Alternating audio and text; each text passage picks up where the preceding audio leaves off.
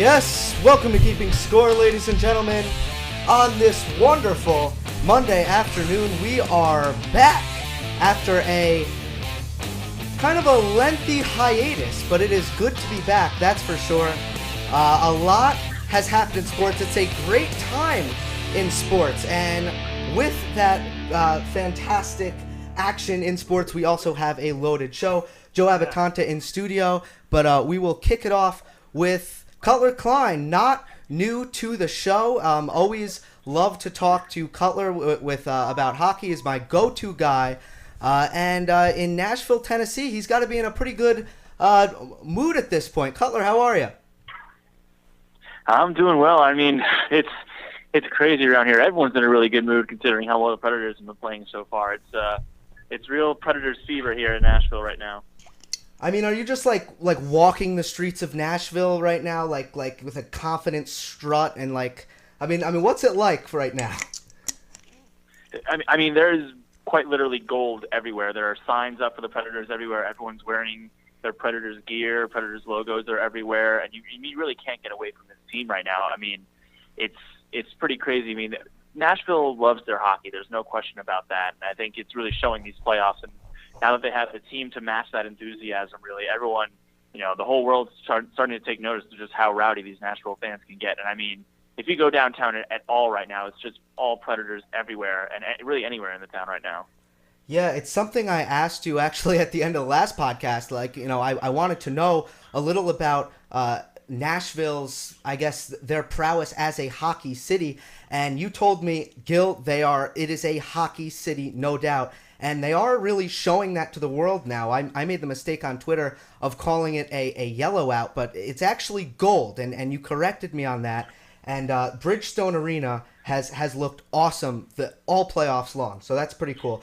If I would have told you that the Predators would have swept the Hawks before the playoffs started, well, honestly, what would you have told me if I told you that? I would have said you are absolutely insane. I mean, I picked the Predators to win that series. I thought they could definitely match the Blackhawks in terms of their depth and their intensity and the way their goaltender has been playing in Pecorine. But if you had told me that they would have swept, I would have thought you were absolutely crazy. It was one thing to beat the Blackhawks, but it's another thing to do it in the way the Predators did it. And that was just absolutely historic and absolutely remarkable, the way they dominated them for 4 straight games, essentially aside from a couple moments, essentially through all 4 games. They just absolutely manhandled a 3-time defending champion over the last 7 years. So, I mean, the way they did it to that team was just absolutely remarkable, completely unprecedented, and beyond what anybody, I think, could have possibly expected. I know people who bet on the Blackhawks all 4 games. I do. I know someone who did that. I mean, and I don't even blame them for it. So they lost all 4 bets, obviously. Nashville now leads St. Louis 2-1. What is your confidence level right now, and what's kind of the flavor been of that series?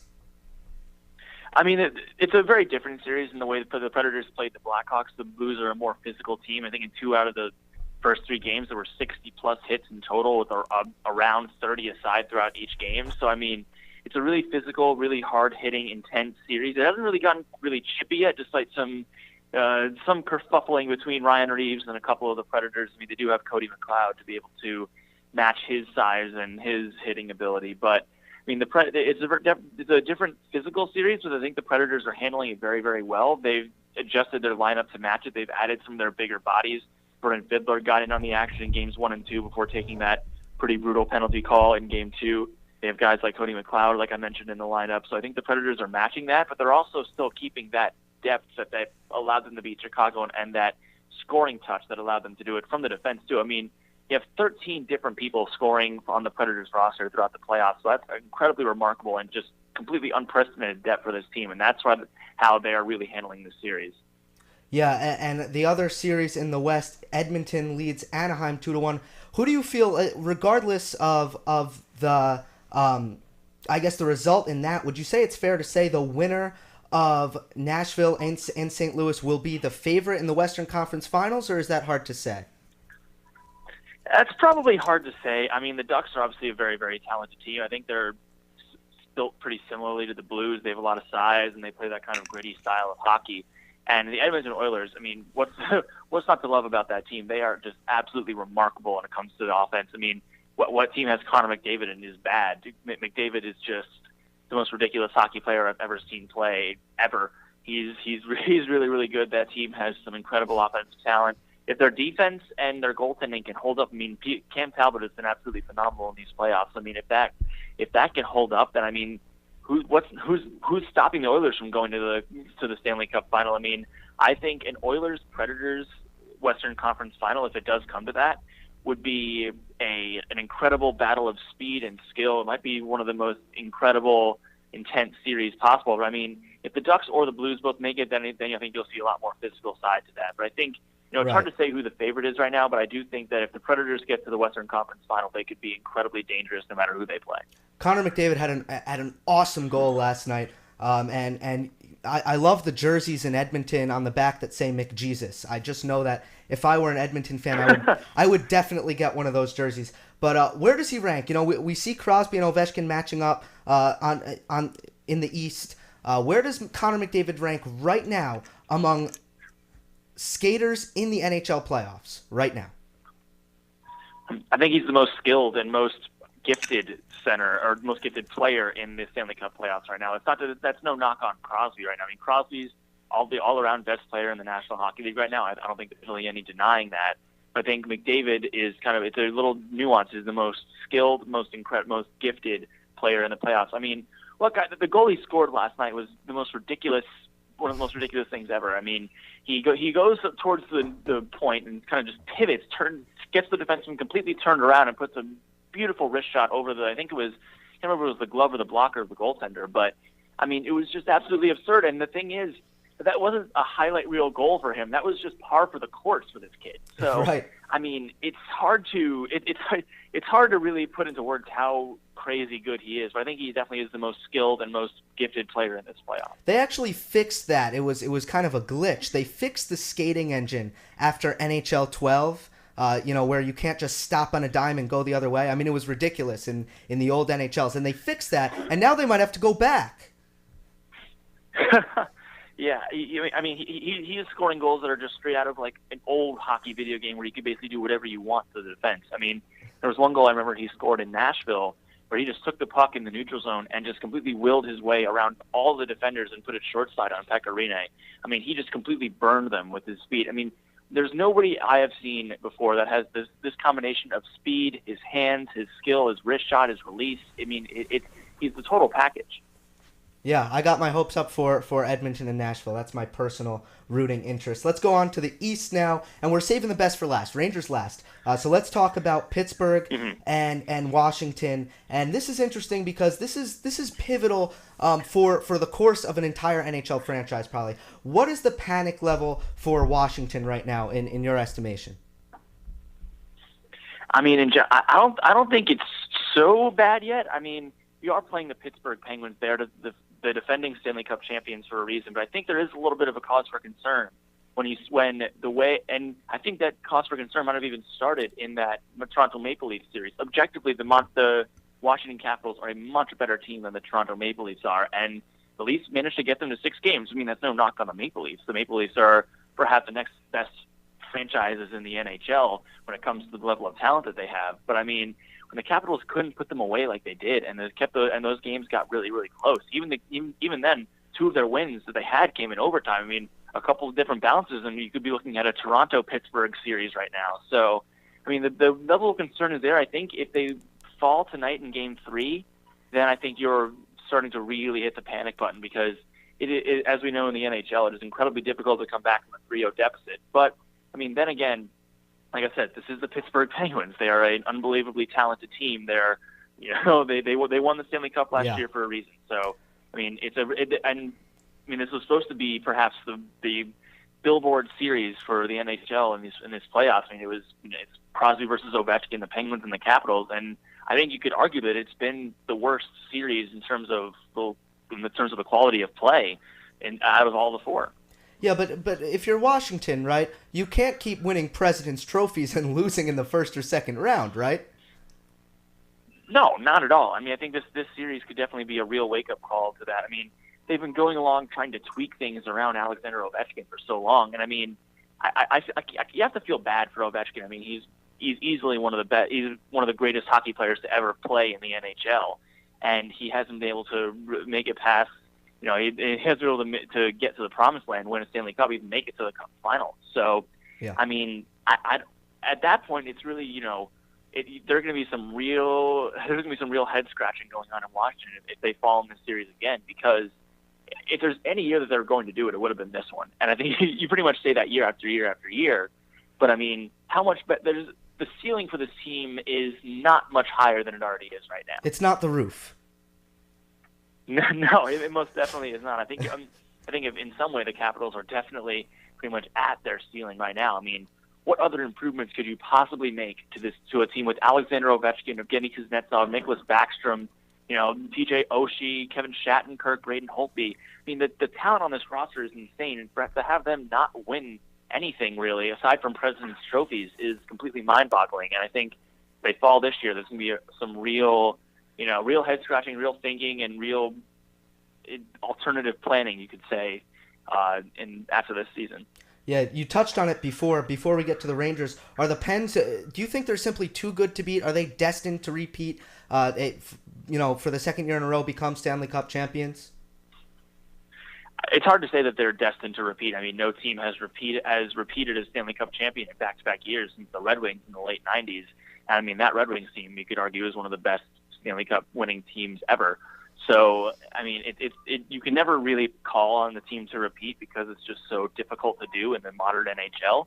But I think they are the absolute favorite to get out of the East. I think they, no matter who wins that Rangers-Ottawa series, I think whoever wins that one is going to have a really, really hard time beating the Penguins because, I mean, they are so deep, they are so talented, they have so much talent on the back end, they have so much superstar power up front, and they have some really good goaltending coming in. Even though Matt Murray was hurt at least in the beginning of the playoffs, they have that goalie tandem there in Fleury and Murray that can really pack a punch. So I mean, it's hard to predict. It's hard to pick against them at this point. But I think some of those teams in the West can definitely at least skate with the Penguins in the final. I agree with that. I have the Rangers losing to the Penguins. I said that before the playoffs. It's been a while since I haven't picked the Rangers to win the Stanley Cup. The homer that I am for the Rangers. I'm able to stay objective with other sports, by the way. But the Rangers, I've generally picked to win the Stanley Cup, and this year I just couldn't do it because they just haven't shown me anything that would suggest that they can beat the Penguins. But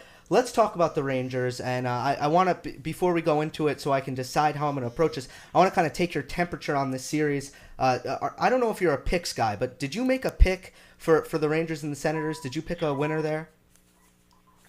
Well, my original bracket had Rangers and Boston, but I picked the Rangers to win that series, and I definitely would have picked the Rangers to win this series too. I think I took the Rangers in 6. I mean, Ottawa, I could barely get past the Boston Bruins in 6 games, and the Bruins hung with them even though they were missing basically every single defenseman they had on the roster due to injuries. So, right. I mean, I didn't really see many signs that the Senators, who were carried through the first round by Erik Karlsson in many regards, were going to be able to pull it out against the Rangers. But I mean, but the thing I didn't count on was the Rangers shooting themselves in the foot over and over and over again in games 1 and 2, which is exactly what happened. I definitely picked the Rangers to win this series, but I mean, they've basically done it to themselves in the way they struggled in games 1 and 2. And now obviously Ottawa up 2-0, going back to MSG, so the Rangers haven't lost at home yet. But do you still think, if you were to make a pick now, would you say the Rangers will come back? I agree with you that they're the better team. I agree with you that Ottawa ain't all that great, quite frankly. But would you officially stick with your pick and say the Rangers will gut this one out?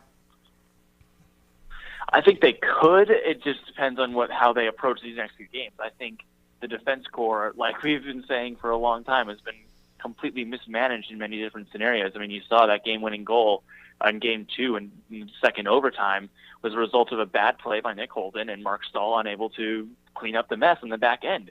You see these guys who are just not playing up to expectations, not playing well enough to be getting these minutes in the Stanley Cup playoffs, continuing to be out there.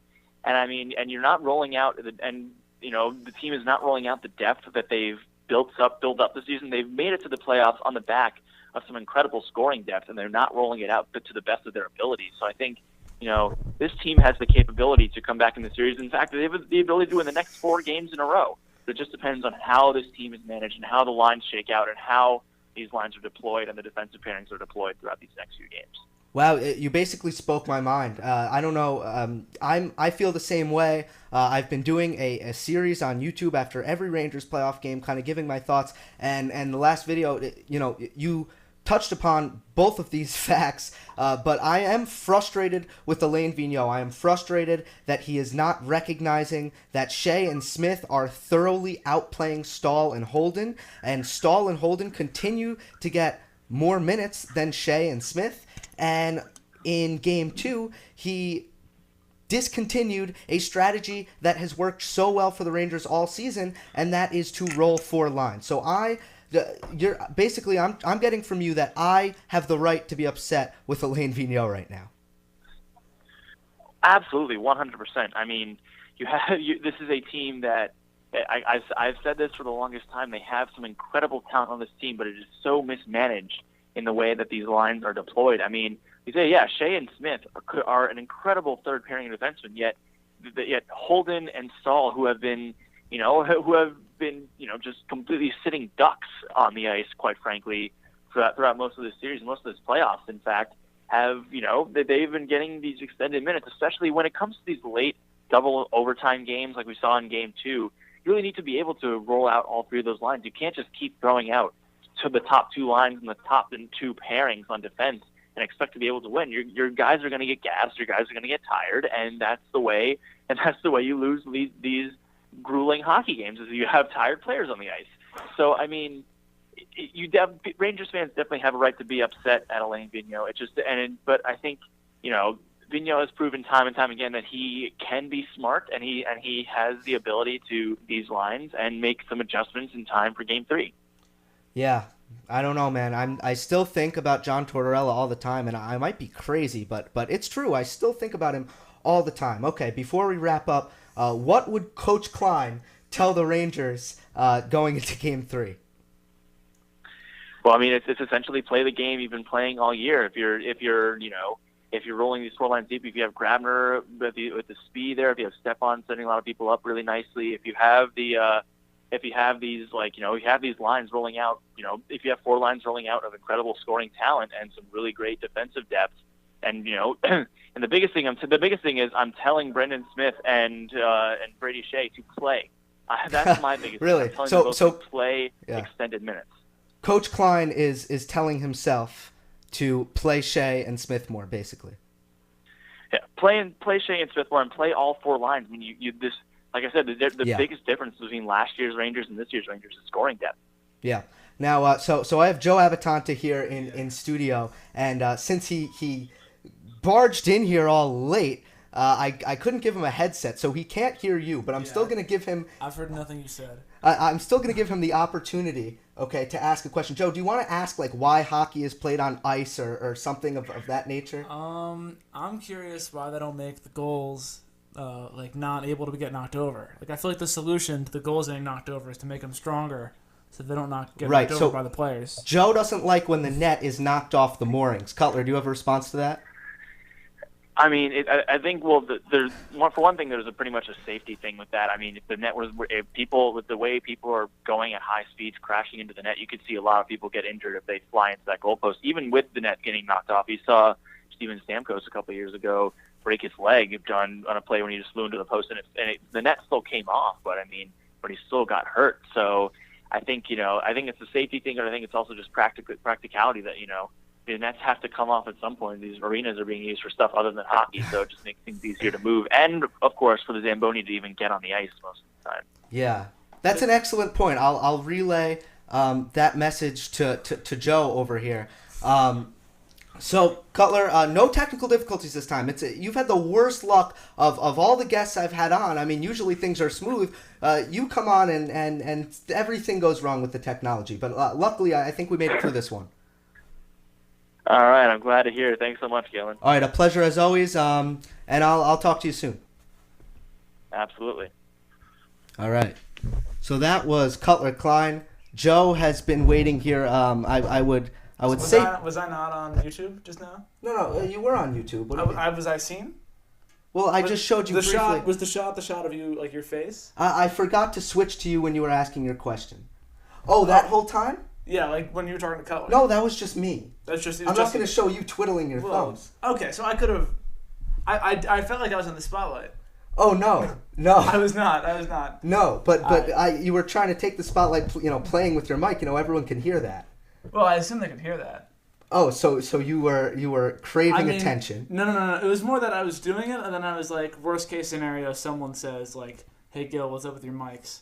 Both viewers. That's so nice of you. That they don't like the mics. Well, there are more than 2 viewers at the moment. I'll have you know. How many do we got? I'm not going to disclose that, but more than 2. So write it down. Yeah. So Cutler, by the way, the reason the nets come off the moorings, he eloquently pointed out that Steven Stamkos actually broke his leg on the goalpost 2 years ago. Why don't they make them not metal then? I feel like that's the But not metal. That would change everything. That would change everything. The way it would change everything. It would. It would change. Plastic. I feel like plastic wouldn't break their legs. Yeah, but plastic, it would have a different bounce, and there's I'm willing to take that chance. I'm willing for the net to come off the moorings. NHL people, play the preseason. Play the preseason with plastic goals. We'll see what happens. Really? Okay. So I'm glad you addressed the camera. Maybe Bettman was watching. I don't know that. Is it the commissioner? That's the commissioner. Yes. I don't know anything about hockey. Yes. Okay. As evident. Okay. So let's start with the draft. All right. Why don't we? Okay. The Jets didn't really do it. They didn't really seem to draft. They didn't draft. It seemed like they just watched NFL Network, and like that's how they decided who they took. And okay, there was no strategy. There was no strategy. The first 2 picks were safeties. But really? Yeah. Wait, so Jamal Adams? Yeah, and he's good, but he fell to us. Yeah. And that always happens. That always happens. The guy who falls to us, and then he's good. That's right. The defensive player that falls to the Jets is always taken. Darrelle Revis, Leonard Williams, Muhammad Wilkerson, they always fall to us. Right. And then after that, they took another safety. Yes, Marcus May. Okay. Marcus May is the safety who took in the second round. There's no reason why we should have taken him. Yeah, I'm guilty in this busy time in sports. I actually had better things to do than focus on who the Jets were drafting after the first round. But yeah, Jamal Adams doesn't really fit a need. But then again, though, Marcus Gilchrist was horrible last year. Yeah, but just I don't know, give Calvin Pryor 1 more year, or how about who cares about safety? All right, think about the best teams in football. Are they the kind of teams where you're what's really good about that team? They have 2 good safeties, or is it they're good on the line? No, but I think you watch the Chiefs, and I think Eric Berry is a standout player. You watch the Cardinals, and you have Tyrann Mathieu. Right, that's 1. Those are all 1 safety. So you're saying you don't need 2 good safeties? Okay, I'm going to disregard that. But even so, we drafted 2 free safeties. Yeah, I understand. It wasn't if we got a Cam Chancellor who's huge and Earl Thomas who's really skilled. I understand. We got 2 just normal DBs. Yes, and the quarterback position is no more clear than, I than don't it was want at it the end clear. there. I don't want it to be clear. Right. I want a circus this year. Just Josh McCown for 2 games, and then Hackenberg for 1 game, and then bring what's his face, Bryce Petty back in. You want to see all 3? I want to see 7 quarterbacks this year. Really? Let's be the Browns for a year. Well, I mean, this is kind of what I said, I mean, I know that it almost sounds like a joke, but I kind of agree with you. I think they should have signed Geno Smith. No, but it's about learning. It's about seeing what you have. It's not just about, let's lose for a better draft pick. That's not how I really feel about it. It's more, make sure the quarterback of the future is not on your roster. And the only way you do that is you get guys who, by the way, it's not Ryan Fitzpatrick or Josh McCown, because we already know who they are. But you don't really know who Geno Smith is at this stage in his career. He's going to end up being really good, and we're going to look really stupid. That's right. I agree.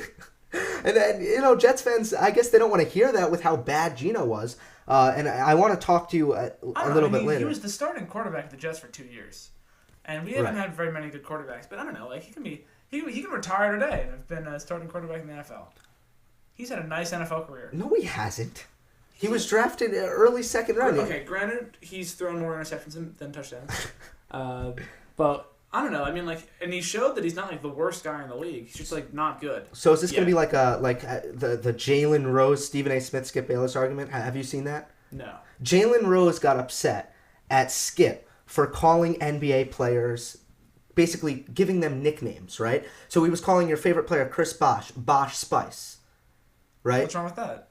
Well, because he was calling him a what do you call it? What are those called? The girl group. Spice Girls. Right, the Spice Girls. He was calling him a Spice Girl because he was soft. Right. Jalen Rose went on there Chris and he Bosh said, is more of a man than and he Skip Bayless. and he said, look, if you're gonna call, you can't call NBA players names like that. They are good at basketball because they're in the NBA, which is stupid argument. Because when we talk about professional football is what he's players, saying like Bosh isn't soft, you're soft kind of thing? No, he's saying Bosh is soft. Jalen is saying you can't say Bosh is soft. Bosh is in the NBA.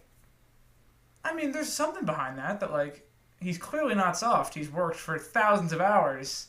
But no, because when we talk about sports. Now. No, see, that's dumb. When we talk about sports, I mean, we're not going to say Jalen's like... first point, I guess, would be like Skip has to say relatively soft. Exactly, and we're not going to say that. We're not going to be like, hey, everyone's good. Look at all these professional athletes out there. They're all doing great. I don't know. I do kind of think that when I watch sports now. Really? Watching hockey is crazy to me. Yes. Now, we did watch Game 2 together. We watched Game 2. And the whole time... I don't understand. All right, so first off, I can't skate, which shouldn't surprise anyone, but I really can't skate. And, like, the whole puck stick thing doesn't really make sense to me. And the fact that goalies are catching it in the glove is crazy. And, like, the fact that they're multitasking, like, if it were me on the ice, I would just be trying to stay on my feet and, like, not succeeding. And they're, like, staying on their feet and, like, doing moves and, like, getting in there and, like, changing speeds and doing strategies and running plays and playing defense. And, like, it's, like, crazy how much better a professional hockey player is than me. Really? Yeah. I mean, I'm not good, though. So, like, yeah. That's not like a bold statement. I mean... But it is worth noting that, like, all of the people out there who are like, I was the captain of my varsity lacrosse team in high school. I could have gone to the MLL. It's like, no, you couldn't. Like, they're really good. Right. Yeah, no, I mean, it's true. I mean, hockey, when it comes to...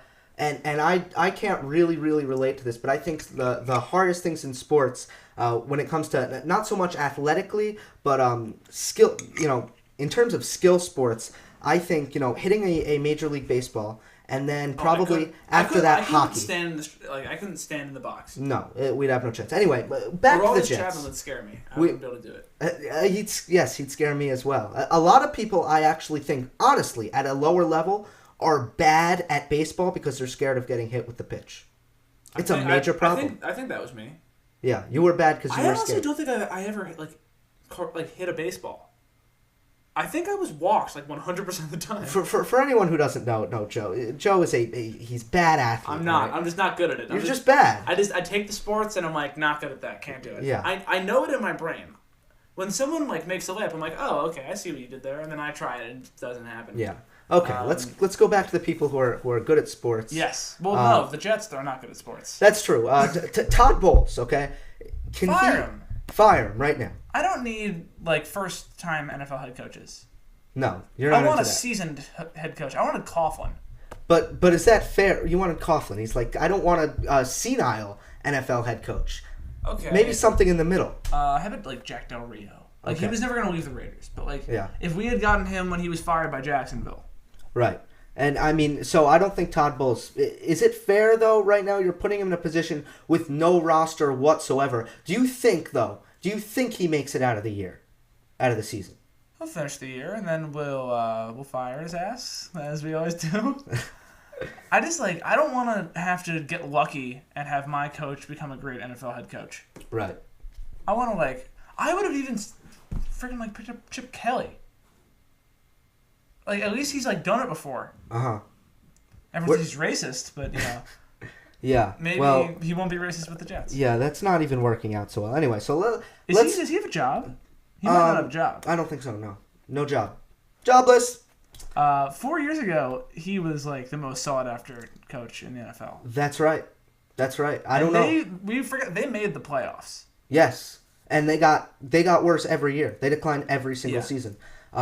He kept thinking that he didn't need players. Right, exactly. His ego was too big. He really reminds me of Phil Jackson. He's got a... All right, well, Phil Jackson won a bajillion championships. It doesn't matter. I don't care. He does remind me of Phil Jackson. Did he win all 6 with Michael Jordan?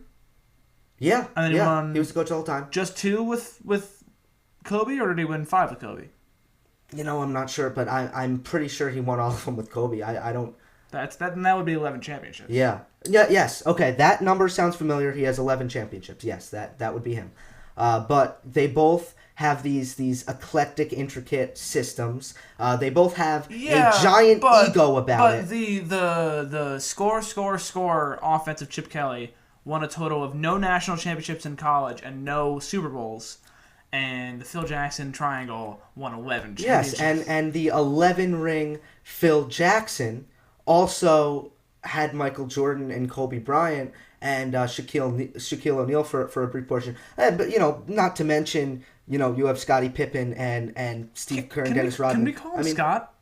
Why would we call him Scott? He's an adult man. Okay, so here we go. This is another digression. Just to preview the show, I want to just give you guys an idea of what we'll be covering. So I'm not done with the draft. I have one more thing to touch on with the draft. I want to talk about quarterbacks in general. Yes. We'll briefly mention the Giants, although there's not much to talk about. Yeah. And then as I said at the top of the show, it's been a hiatus for Keeping Score. Last time I had an episode of Keeping Score, the NBA regular season was still going on. So I haven't debriefed the regular season. So we're going to go back and we're going to debrief. Debrief, okay. We're going to debrief. I like the debrief. And then after we debrief, we'll talk about the playoffs for a little bit. But right now, let's talk about the draft, and I want to talk about the quarterback position, okay? So just hear me out here for a second, all right? A lot of people will say, they try to predict. They say this quarterback's not going to pan out. This quarterback's going to pan out. You have differing opinions on Deshaun Watson. Some people say Deshaun Watson's going to be great. Some people not so good. Most people are calling Mitch Trubisky a bust already. All right? A lot of people are saying Mahomes, good chance of being successful.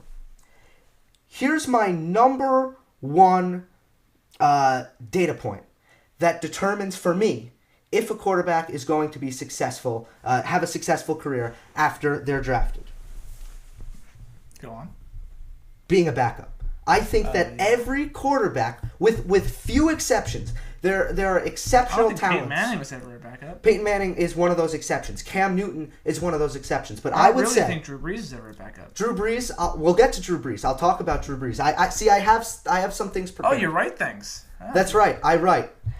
You write a lot of stuff for all right. Your whole fan base. Yeah, let's talk about let's talk about some quarterbacks, okay? Let's look at history here. Once again, the point I am making right now is the number one factor that determines if a quarterback is going to have a successful NFL career is whether or not they spend time as a backup. Joe Montana was a backup. Tom Brady. In college too. Yes.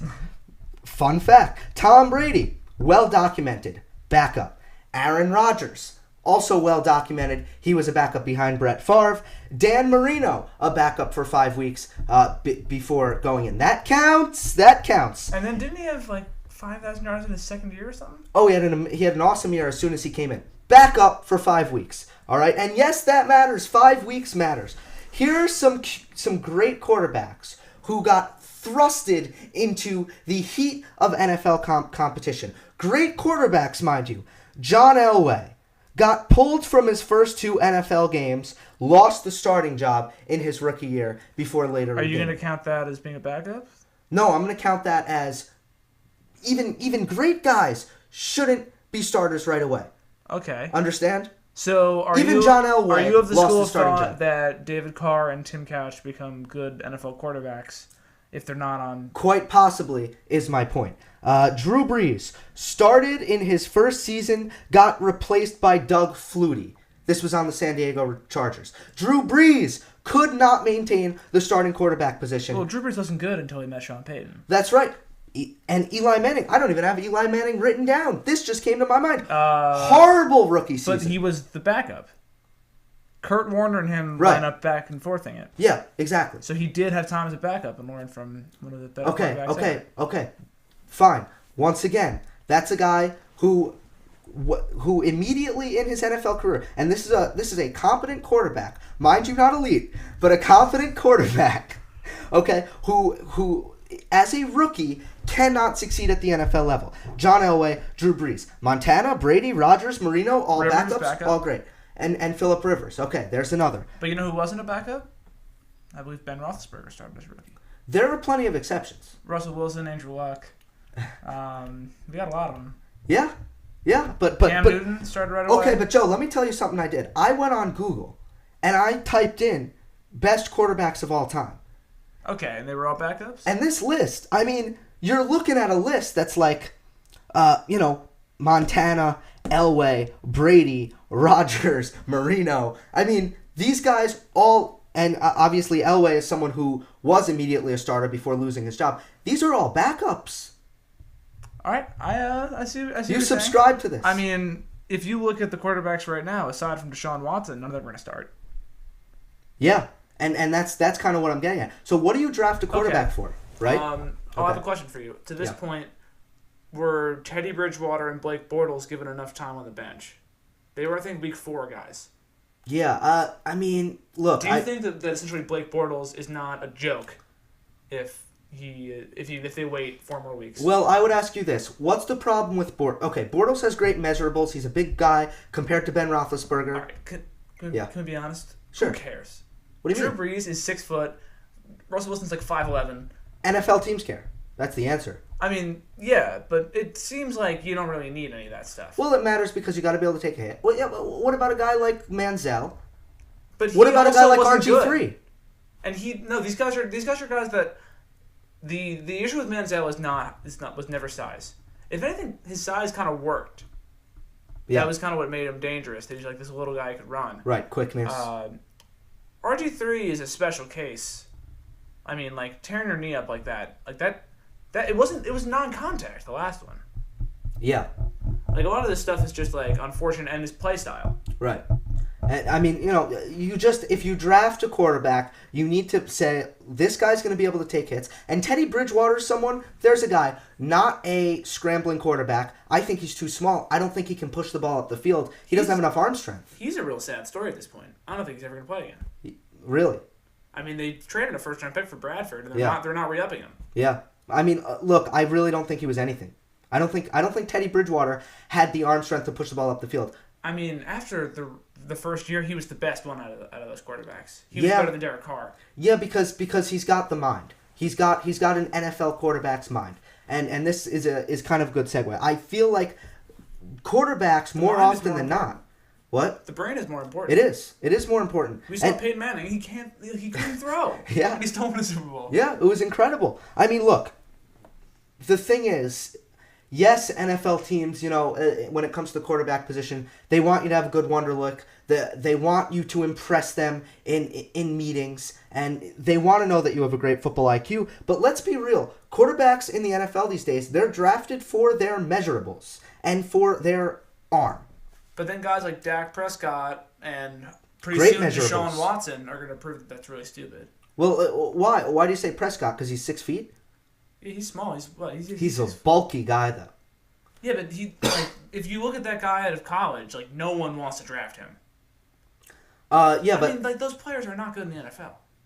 What, the bulky quarterbacks? Not only that, but it was the fact that he wasn't running shiftily like a lot of quarterbacks do. He was trucking dudes. He wasn't. Yeah, he was going up the middle. Right. Which is scary. Yeah. That seems like you're going to last maybe 20 minutes in the NFL. Right. You don't want to do. I agree with you. That's not a prototype that worked. But the guy I guess reinvented himself. What do you think was said more times in the NFL season?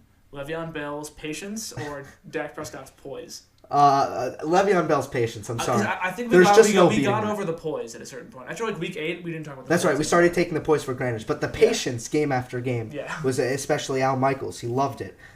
So if you want proof that NFL quarterbacks are drafted by measurables, look at the 3 quarterbacks. Okay, Trubisky. This is almost scary how close they are. Trubisky, 6'3", 220.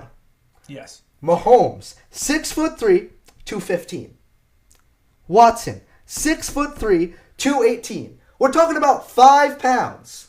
Yeah, we are talking about 5 pounds. And we're talking about all guys who have NFL arm strength. Why was Brad Kaya drafted in the 6th round? He's a dude 6'5", probably 220, didn't have the arm strength. So I feel like NFL teams, the thing is, they act like they want to develop these guys, yet they draft them and make them the starter right away. If you drafted them because they're 6'3", have a good arm, and you think you can develop them, then why aren't you developing them? Why are you making them your week 1 starter? I mean, at a certain point, these coaches want to save their asses.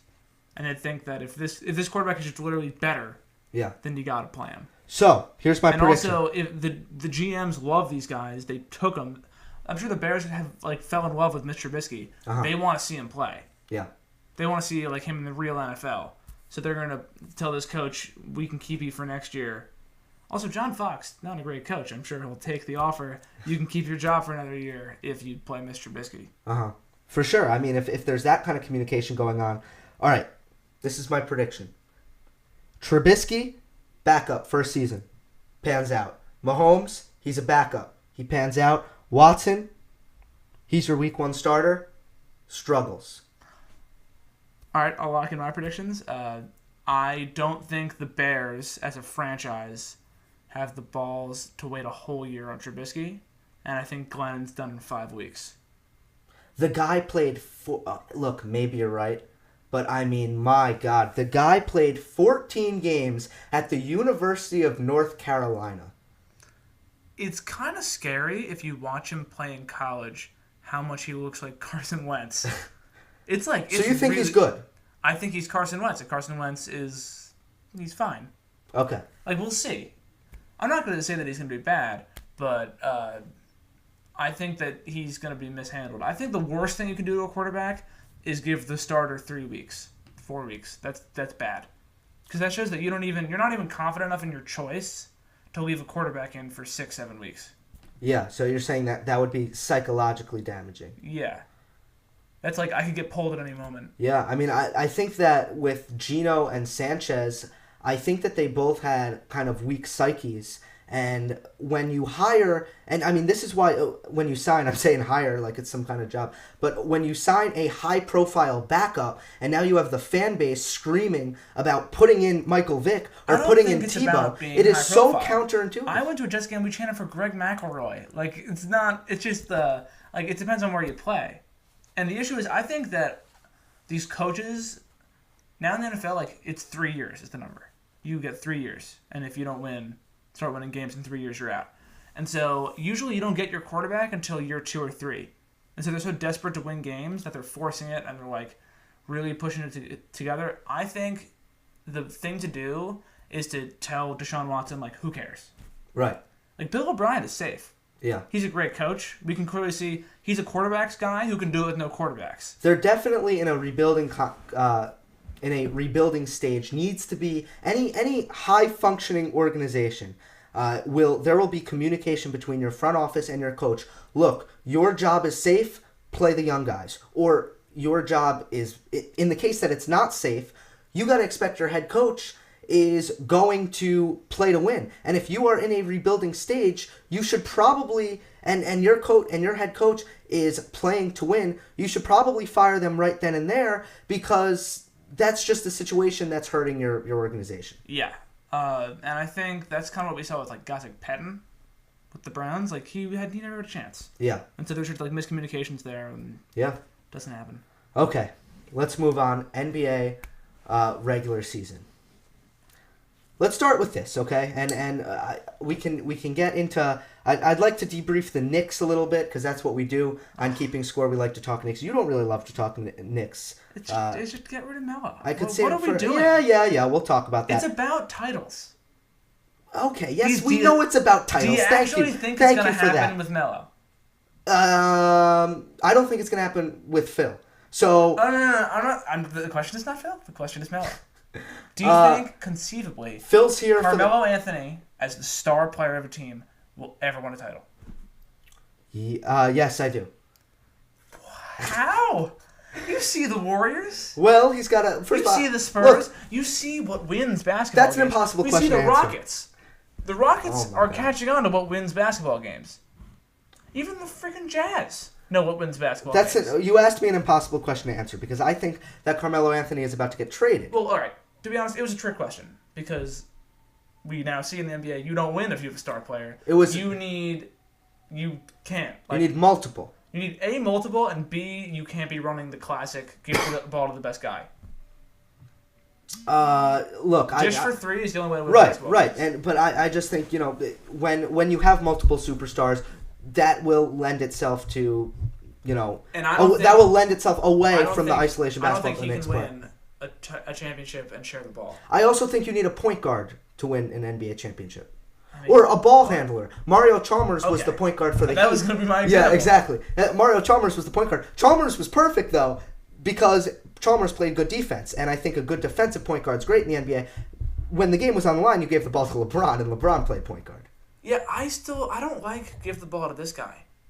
I like run plays. Give the guy to... Look, I think, honestly, a coach is the most important thing in basketball. I think the coach is very important. Can you imagine where the Hawks be without Budenholzer? They literally may have had the first pick. Yeah, no, you're right. Because Paul Millsap's a great player, and Dennis Schroeder is that's out of the Popovich two-way player. You can pass and you can play defense, but I don't like that team at all. Yeah.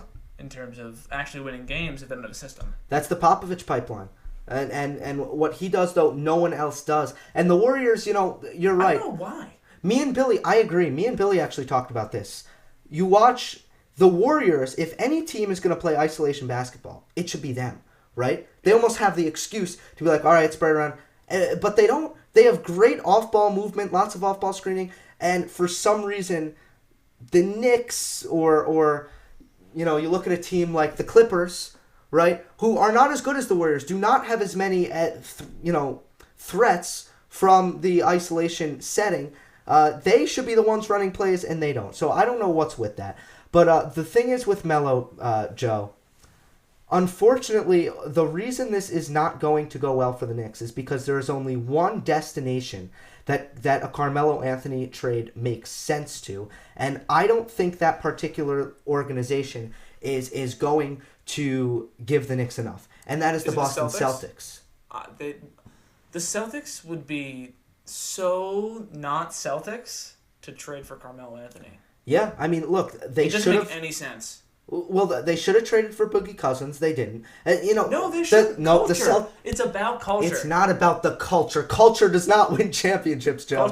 The Spurs have won 5, and no one there has ever spoken. It's not culture, Joe. Kawhi Leonard, look, can we not act like the Spurs are a bunch of, very decent players who play together and win basketball games that way? No, they have the third best player in the league. Or the second, actually. First. Or maybe the first. Well, the first is Rudy Gobert, but Yeah. But can we stop acting like the Spurs are a bunch of slightly above average players? No, they have Kawhi Leonard. Yeah, but Kawhi Leonard doesn't play like Carmelo. He's not ball dominating. All right. I mean, yeah, that's what you need. Your star, you can't run the AAU basketball where you get this one really tall kid and you just give it to him. That doesn't work. That's why you need a great point guard who is going to have the competency to run an offense. It's not about the players; it's about the coaches. You can see, on all of these good teams that they're doing something. That it's not just these players. Yeah.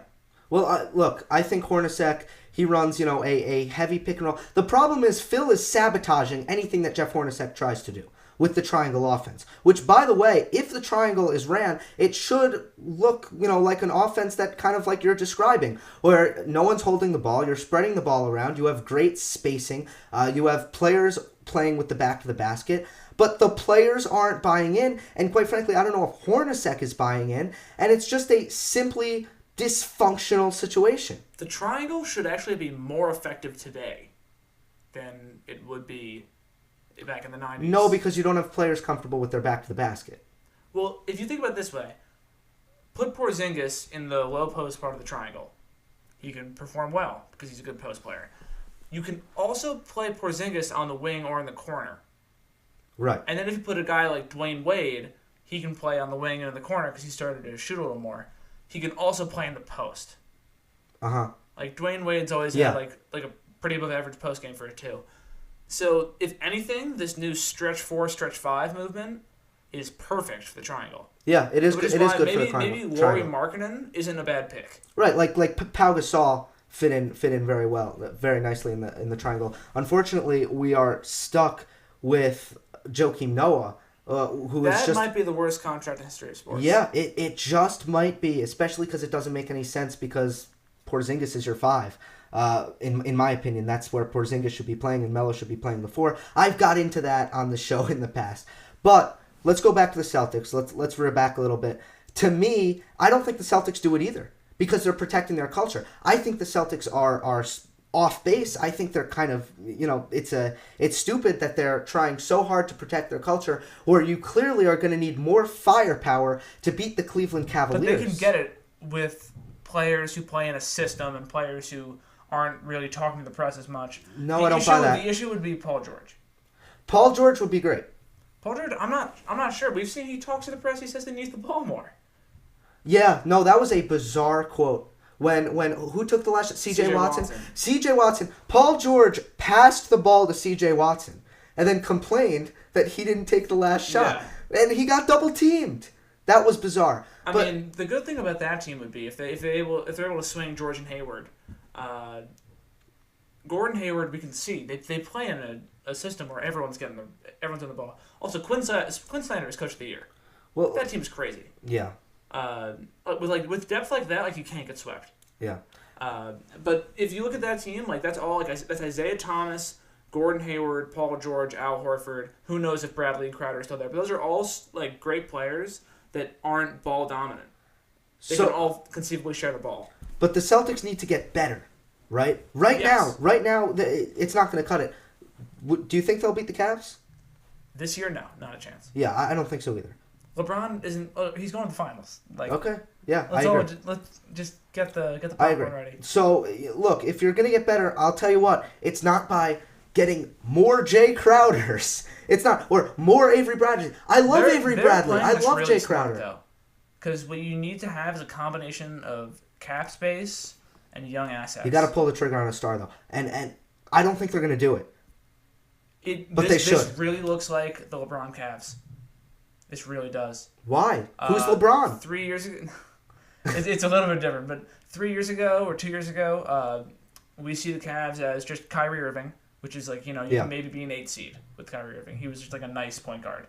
And then you get the number 1 pick and you sign LeBron. The question is, do you have LeBron be a mentor to Kyrie Irving, who was 22 at the time, and Andrew Wiggins, who was 19? Or do you trade off Wiggins for Kevin Love, and now you already have a big 3? Whatever it is, they gotta make that move. They gotta pull the trigger. Well, it looks like... I think they should want Melo. It looks like if you move a couple of their veterans around, they can clear the cap space to sign a big free agent, whether it's Millsap, whether it's Hayward, one of those guys. You're right. And then they have the young assets, the Olynyks, the Smarts, the Browns, the first overall pick, or what would be the first overall pick for Paul George. That's a deal breaker. That's a deal breaker. And that's always, to me, still the deal breaker in the NBA. If you can win free agency, you're golden, especially because the cap going up every year now, it's a non-factor. The cap is just a non-factor. So if you can win free agency, that's great. But unfortunately, as we saw with Kevin Durant, they shouldn't bank on that. Well, I mean, from what we've heard from Kevin Durant and some of the Warriors, he was going to Golden State the whole time. Yeah. I'm just saying, it doesn't, a loss is a loss, and they lost on Durant. Too. I don't think it would have worked. Yeah. I think it would have been growing pains they didn't need to redo the team. Okay. And if they go with Hayward and George or with Millsap and Butler, those guys, they don't need to redo the team. Those guys kind of fit in. But we agree, the Celtics won't take Melo. They will not trade that Brooklyn pick. No, and I think it's the same thing. The Clippers wouldn't have done it either, because the Clippers, even though they can be dysfunctional, and usually are, they're smart enough to not want that guy. But now are they desperate enough to want that guy? The Clippers? Yes. No, I think the Clippers are just going to focus on keeping Chris Paul. Really? Because I think Chris Paul keeps in the playoffs, and they know they're not going to win a championship. Just put asses in seats. They got to do something different. They got to change this up. I mean, they're a very interesting case study into what the NBA was 2 years ago. What do you mean? Well, it should just be that the Spurs passed, and now everyone passes. Okay. They played star ball. Yeah. And that worked great for a little while. They were a perennial 3 seed. Yeah. And actually could have conceivably knocked off a team like the Spurs, and maybe a team like at that point whoever the 1 seed was. But at this point, it's just not going to happen. Yeah, it's interesting. I'm still a guy. I'm still under the opinion that Carmelo Anthony passes the ball fine. I still think he passes. It's not that. It's that he doesn't run offense in this kind of style where it's fast-paced and the ball is moving all the way around. Look, he wants to jab step the guys. I think he does it on Team USA. But that's so different. I don't care. I think that is not. well. It's like saying like, oh, he did it in college. Like, what's different? Look, it's a different sport. It's legitimately a different sport. Okay. I just think that Carmelo Anthony has all the skills to be a player in any offense, and that's it. I mean, the issue is, and there were a lot of articles about this a couple years ago, that if you look at the situation he could have been if he had been drafted and had Darko Milicic and gone to the Pistons, his career looks a lot different. Joe, and you need that guy at the end of the shot clock to give the ball to. It doesn't matter how much you pass. If you look at all these big shots, yeah, LeBron has some big shots. Yeah, these guys have some big shots. But we see Jay Crowder hitting buzzer beaters. Yeah, but with the exception of the Spurs. Why? Because he's open. Look, the only exception is the Spurs, and maybe the Celtics are getting there. But there are 2 times, and I agree with you, running offense is best, but there are 2 times where really primarily what you see is isolation basketball. And that is with 10 to 7 seconds or less remaining on the shot clock.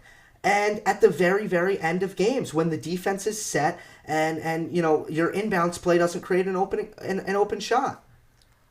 Yes, and I think that it is important to have that guy, but you can see, even with the Jazz, you can go ISO. It doesn't need to be Gordon Hayward. It doesn't need to be Rudy Gobert. It can be Joe Johnson. And Joe Johnson is a perfect comparison. Melo's better than Joe Johnson at this point.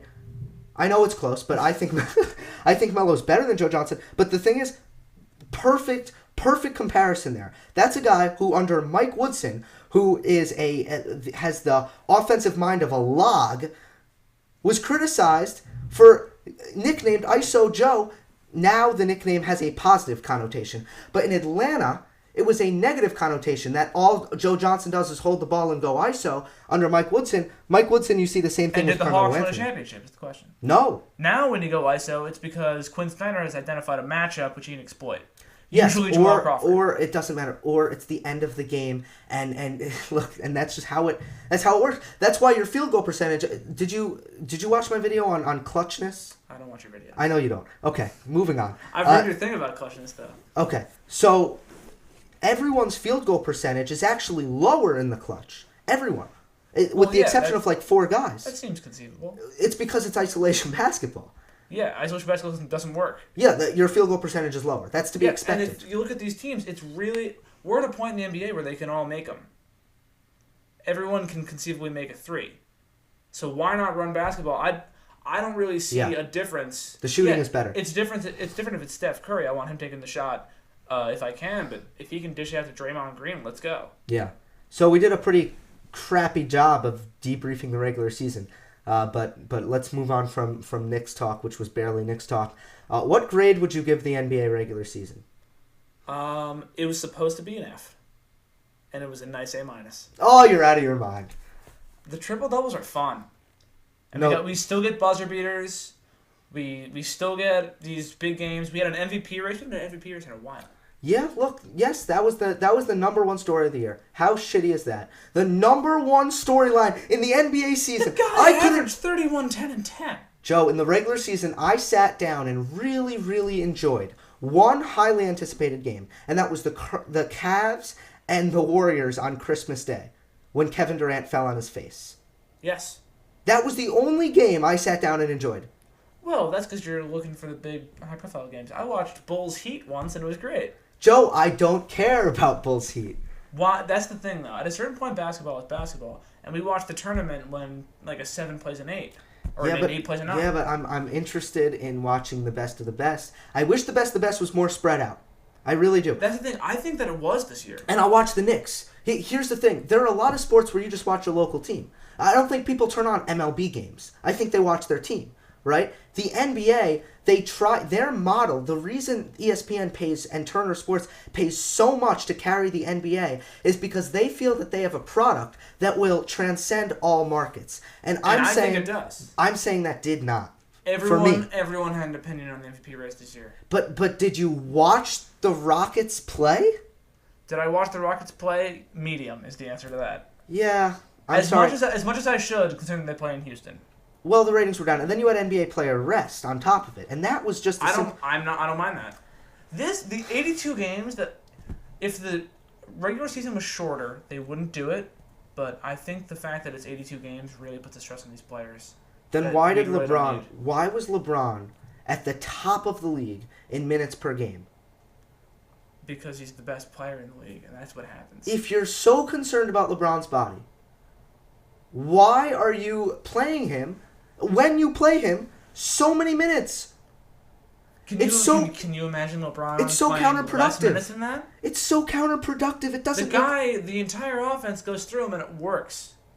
It doesn't. But Joe, if you're so concerned about his body that you can't play him against the Clippers on national television, then why are you playing him 40 minutes? Why are you playing him 40 minutes? Because this system seems to work, because the Cavaliers might win the NBA championship. Who cares if it works? You're trying to get in the playoffs, and you're trying to keep LeBron healthy. I respect that. But the player rest... Look, the commissioner of the league admitted it was an issue. Why should we, as a consumer, care about NBA regular season basketball if clearly they don't care?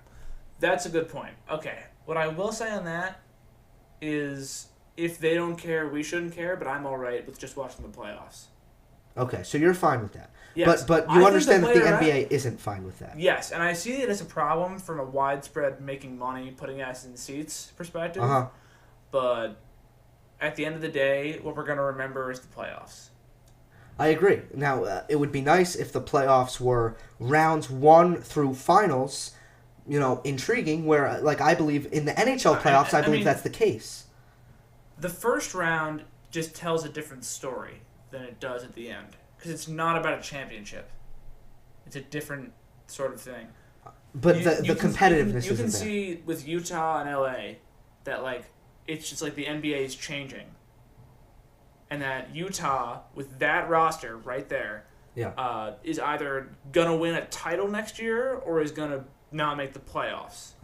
I mean, I respect that, trying to, see teams who aren't there right now, but who might be there later, and teams that with the Clippers, this was a pivotal series for the direction of their organization. That's great, but that's a bubble thing. It's especially prevalent in, like, MMA. You talk about that all the time, where there are some fights, they're MMA bubble fights, where we are really excited to watch Damian Maia fight Jorge Masvidal. No interest. But you're an a casual MMA fan. You're not an MMA bubble guy. You're a casual MMA fan, Joe. Sure. Joe, come on. You watch it, like, practically every pay-per-view you're watching, okay? But I'm paying attention when it's Conor. That's right. I mean, granted, you're watching with me, but still, you're watching. With the NBA, you have to understand that the Jazz and Rudy Gobert, that is a NBA bubble interest thing. But I which think is fine. That the NBA is big enough that they're still making a lot of money off that. And I think that... Well, they're selling shoes. They'll always sell shoes. I also think that there's something marketable about not being marketable. I think that there's something about Kawhi Leonard, or Tim Duncan, that he shows up to take MVP photos in, like, t-shirt and shorts. There's something about that might be even more marketable. Okay. I mean, I love that Spurs team. I think that they're the most exciting team to watch, contrary. I mean, to I guess, popular opinion. Some people call the Spurs boring. I disagree. I think you disagree. But I give the NBA regular season grade, I give it a D. A D? Yes. But I don't care who wins the MVP. The MVP is made up. Exceeded expectations. No, it was exactly what I thought. Precisely what I thought. With player rest, first of all, that downgrades it 1. So maybe it's a C. I'm going to make it a D because of player rest. But the reason I expected it to be a C was because I think that there were not enough games on the schedule that were going to be on ABC or TNT that did not include the Knicks that I was going to be interested in, and that was exactly what happened in the NBA regular season. Okay. I wasn't interested. There was only one game that really lived up to expectations for me, and that was Cavs-Warriors on Christmas Day. Did you watch Bulls-Warriors? No. When Jimmy Butler was able to knock down the Warriors when they didn't have Durant, and Curry was missing at that point? So Curry and Durant were out, and it was a great game? Curry played, but he wasn't making threes at that point. Oh, yeah, right. That was when Curry struggled. Yes, I remember That looking at stretch that in game. the NBA was very interesting because it Yeah. looked like the Spurs were just better. The Warriors were struggling. Yeah. But if you think about what this was supposed to be, it was supposed to be we were living in a post-hope for the Rockets world because they were coming off a horrible year. And it looked like they got Mike D'Antoni, who we're now, as Knicks fans, we're used to laughing at him. Right.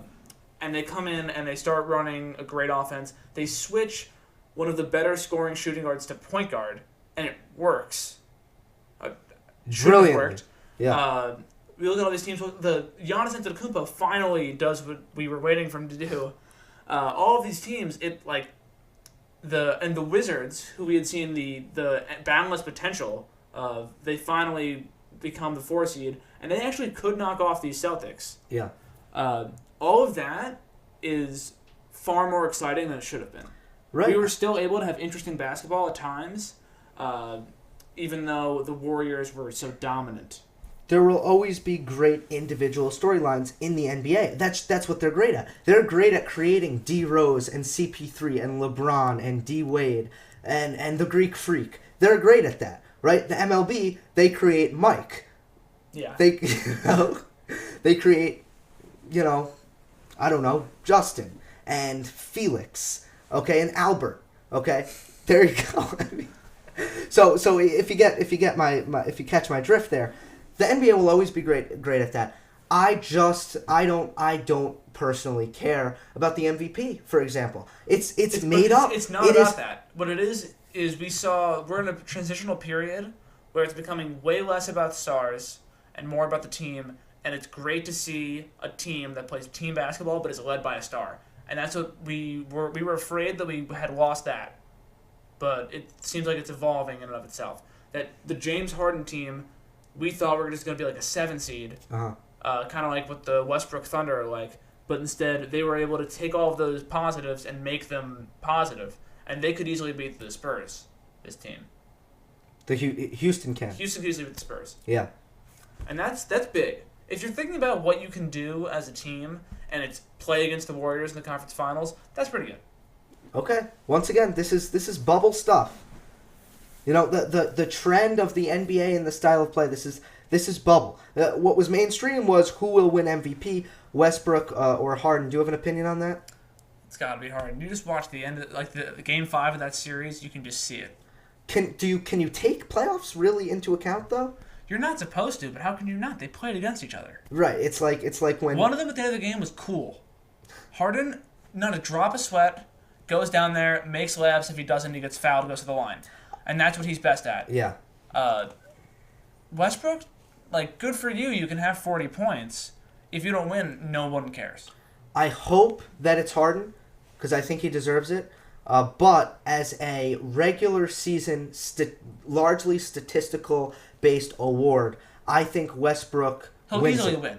It won't be the voting. And I don't have an issue with it because of what the MVP award is. Russell Westbrook had a historically significant season. When it comes to triple doubles, passing Oscar Robertson, this is something that will live forever in the history books. And James Harden didn't do that. And when someone does something like that, you're MVP. I think what it really comes down to is just the numbers of 30, 10, and 10 look better than 29, 12, and 8. Yeah, the numbers are the same. Rightly so, though, right? No, the number that's the same. Harden has more assists. Westbrook has more rebounds and points. Yeah, but their point difference is 2 points, which you can factor into. Harden is better players, so he doesn't need those 2 points, and the rebounds is Westbrook is being given rebounds. The guys are clearing out, so Westbrook can get rebounds, and Harden is making great passes. You're right. Well, look, this is a product of Harden is a better player, but people are up in arms, Colin Coward, Nick Wright, about how LeBron should win the MVP every year. That's just not what the award is. Based on what the award is, Westbrook's the MVP.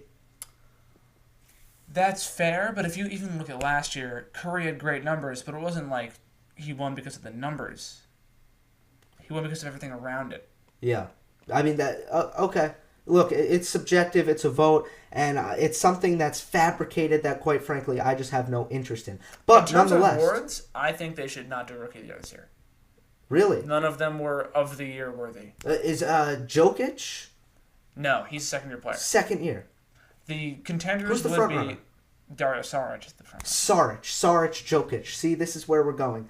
The only contenders are Saric and Brogdon, but like Brogdon is a role player. Yeah. A really good role player. Uh-huh. But he's a role player. Right. And then Saric is like not even really the best player of the Sixers, and then Embiid would have easily run away with it, but he played 30 games. Yeah.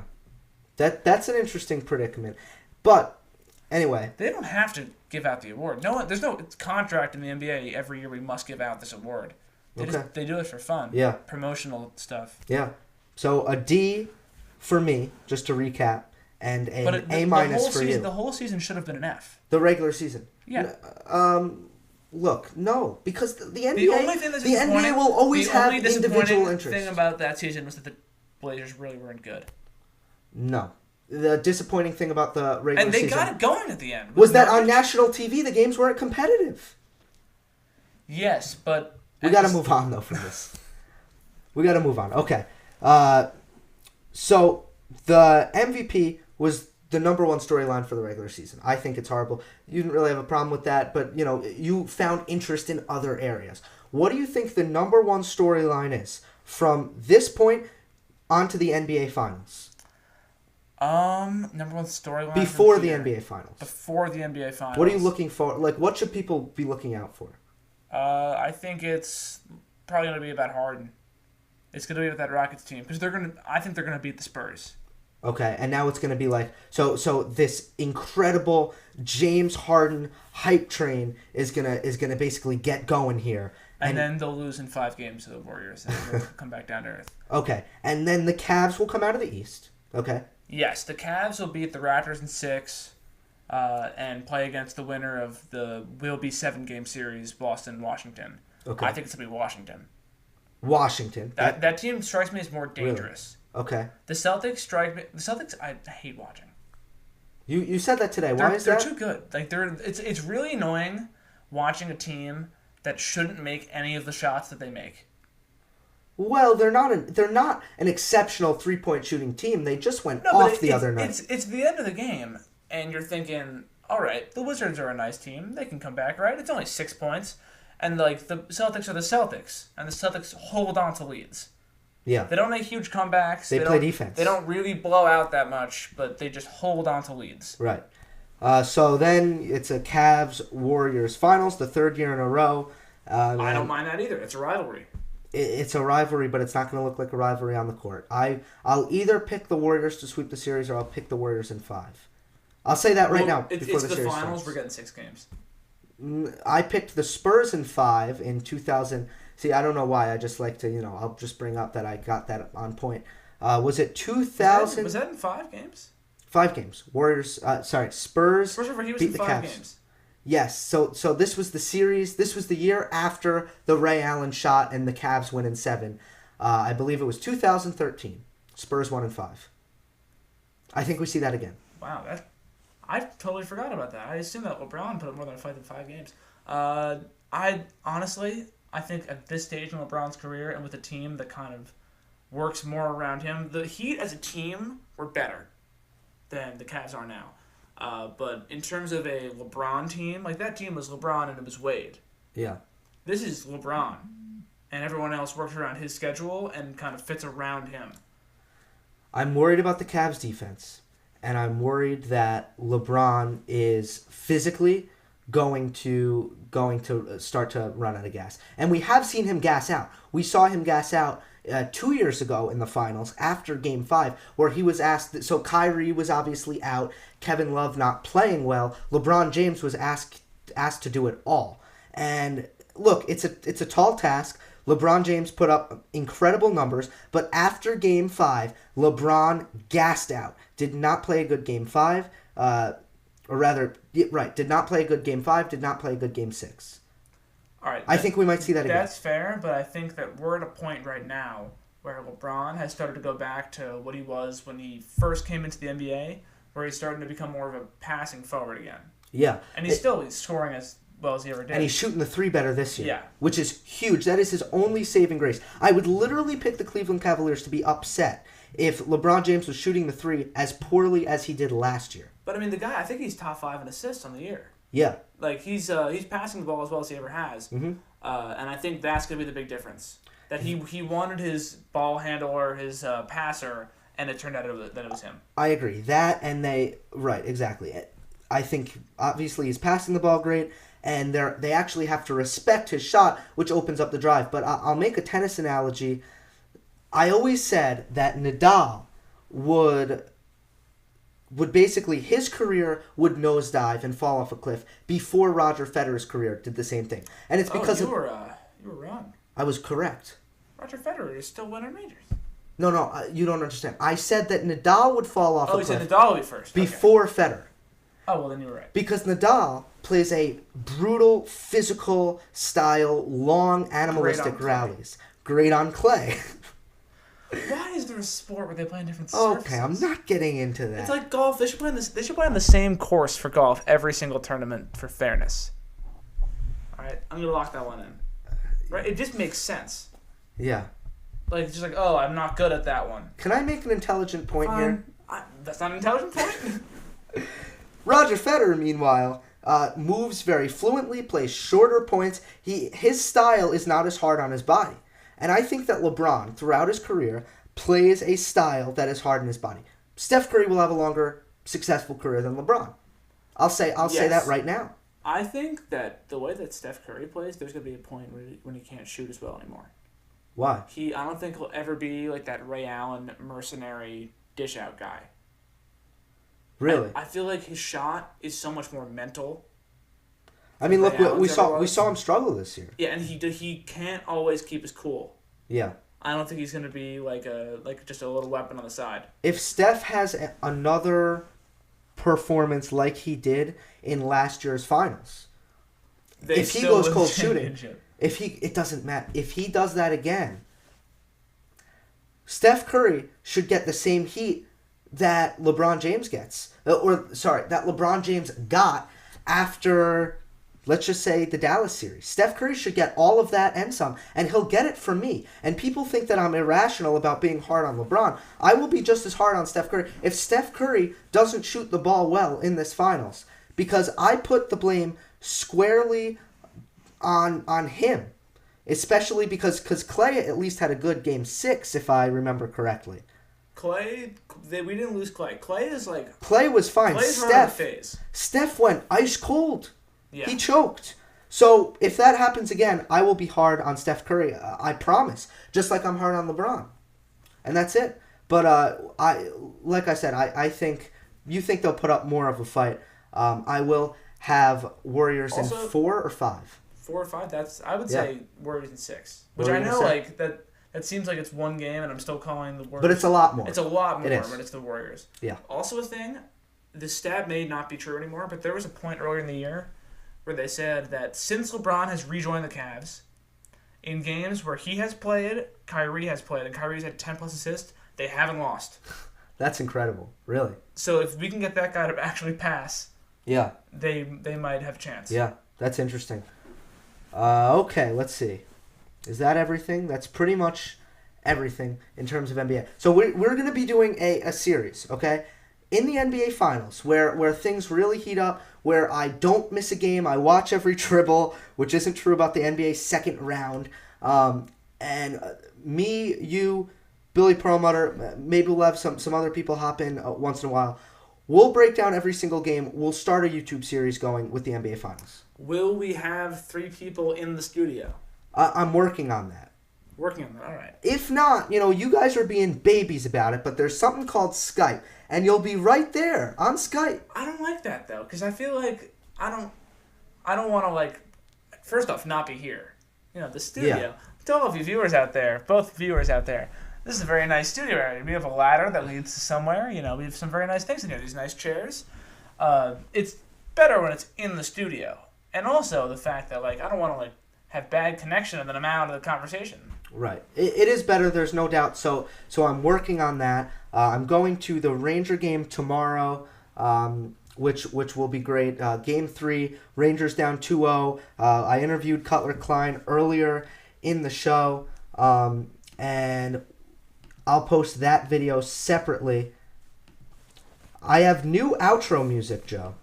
Really? I have new outro music. Someone lets you do I'm this? going to hit that right now. You may remember the great Julian Rosen, J. Rose. J. Rose. He was on Keeping Score, Keep it short. one of the early ones. So I have that rocking When right you didn't now. know who Ed Sheeran was? That's right. No, by the way, after I didn't know who Ed Sheeran was, I heard his name a bunch of times after that. Well, he's a very notable pop star. Like 3 times that week. He's maybe one of the biggest music producers. Yeah.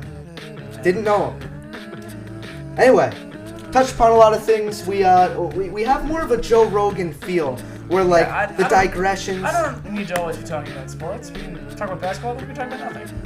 Okay, I'm right now. I'm not as completely comfortable with the nothing. There's so much going on. There is too much sport. Yes, this is a busy time in sports, and Keeping Score. We've been gone for 3 weeks now. The first 2 weeks, it was just a much-needed layoff. But then I got sick, and I've as you know, I've been deaf. Yeah, I haven't been able to hear anything. It's an ear infection. I thought after you're done being 10 years old, I thought you don't get ear infections anymore. But that clearly isn't true. You seem to break the rules there. That's right, and I had a nasty one and couldn't hear. Anyway, I hope you join us next time, same place. If not Monday, Tuesday, because it is tennis season for me. So sometimes I can't do it on Monday. If not Monday, tune in Tuesday, same time, same place. Hope you enjoyed. Don't forget to subscribe. I'll see you next time.